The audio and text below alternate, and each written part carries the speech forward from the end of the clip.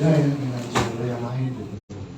Ada, dan yang paling penting adalah dramanya juga harus kuat gitu, nggak cuma nakutin menurut saya. Dan bekerja dengan Teh Desi Ratnasari, jangan lupa di sini juga ada Teh Desi Ratnasari, ada Vino, ada Adipati, Sarah dan Rehan yang beberapa generasi gitu.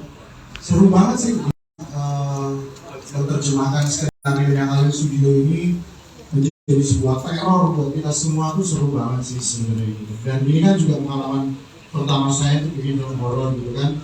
Bagaimana kita berkomunikasi secara audiovisual itu nakutin orang lah gitu. Seru banget sih, dan sebuah pengalaman baru juga buat saya ya. Menurut dari 17 film kali ya, mungkin rekor buat sutradara atau pemain pernah kerja bareng kali ya. Sama Vino bro, 5-6 banyak juga gitu. Sama Sarah, ini pertama kali sebenarnya juga kita punya project lain juga sama Sarah. Sama Rehan ini pertama kali. Ini yang kedua sama Rehan ya. Jadi ya kita asik aja sih gimana kita selalu diskusi di lapangan dan gimana menciptakan kengerian-kengerian itu ya, dari production design, dari kamera, penyutradaraan, acting pemain. Dan ini juga film pertama Teh Desi Ratnasari memerankan horor. Bagaimana mendirect beliau gitu ya, untuk jadi orang takut ya. Karena kan dalam syuting itu kan uniknya kan, saya mau teknis sedikit nih, maksudnya kan Vino Dodot harus berperan takut, sementara adegan takutnya belum kita take gitu. Jadi presentasi takutnya seberapa, marahnya seberapa, itu seru banget sih sebenarnya. Dan ya anak kebanyakan sinema malam juga banyak pakai visual effect juga, ya seru. Halo, baik. Terima kasih Mas Ratu. Ya. Sekarang kita kasih kesempatan kepada teman-teman media untuk bertanya. Boleh satu dulu, yang pertama mungkin wanita ya, wanita dulu boleh, silakan. Wayan, tanya Wayan. Silakan Mas, boleh sebut medianya, nama dan media. Aku mau nanya dong. Ya udah Mas Wayan dulu. Mas Wayan dulu ya, silakan Mas Wayan. Ya Mas Ratu, kalau versi aslinya kan ada unsur politisnya juga tentang perebutan tanggal jabatan, kemudian motivasinya adalah dua orang tokoh utama ini berebut kekuasaan meskipun dalam skop yang mikro ya, nggak sampai dalam level negaraan gitu. Nah, aku mau tanya juga kira-kira bagaimana diskusi Mas Ratu dengan Mas Alim supaya bisa membagi dengan porsi yang gitu ya, antara unsur horor, drama dan juga makan politis. Kemudian menjadikan versi aslinya. Terus yang kedua buat Mas Bimo, kalau nggak pakai kumis ya.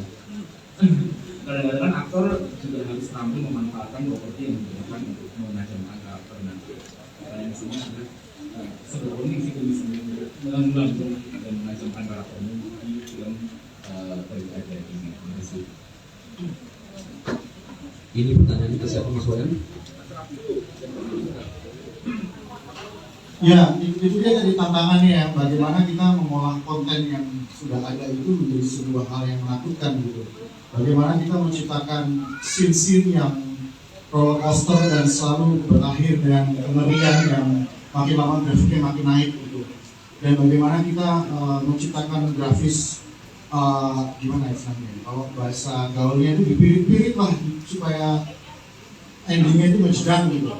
Tapi ya seperti saya bilang tadi, saya melihat akhirnya offline kita duduk bareng dalam project editing dan hasilnya menurut saya memuaskan banget sih. Dan saya suka banget dengan film ini.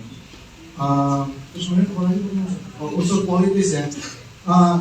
Kalau yang tahun 82 itu saya bisa mengerti lah, karena saya tidak mau bicara terlalu lebar ya, tapi kita semua tahu bahwa di saat itu demokrasi di Indonesia itu memang agak-agak macet gitu ya. Kalau sekarang kan sudah terbuka gitu internetnya.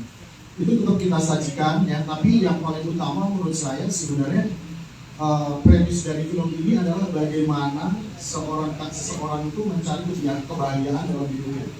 Ada dengan cara mistis seperti tadi Sarah bilang, dengan cara cult, ada dengan cara politik ya, yang dilakukan oleh Kosin, ada dengan cara tadi maaf si karakter Adipati Dorman yang mistis, ada juga dengan karakter yang memang ingin mengabdi, tapi semuanya itu mencari sebuah kebahagiaan. Dan ini menurut saya sangat dekat banget dengan apa yang terjadi di masyarakat kita. Nah, sebenarnya landasannya itu sih, cuma memang outputnya adalah dengan cara politik desa. Itu sih. Baik, sudah cukup Mas Wayan.